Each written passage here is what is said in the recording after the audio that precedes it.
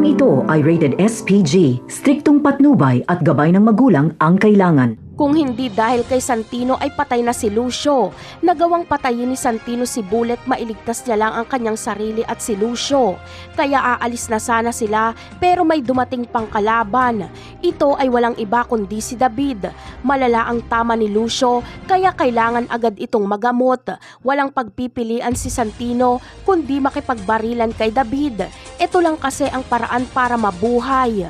Sa kabilang banda naman ay awang-awa nga si Ramon kapag makita niya si Marites. Sa tindi ng kalungkutang nararamdaman ni Marites ay mapapayakap na lang siya kay Ramon. Komportable siya kay Ramon dahil nakikinig ito sa kanya kapag nagkikwento.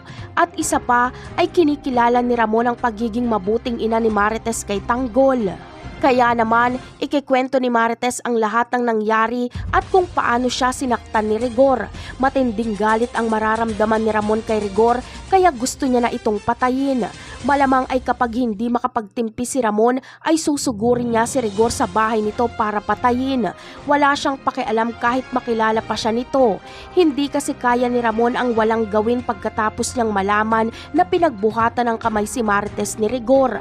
Napakarami pa nating dapat abangan sa mga susunod na episode. Paalam!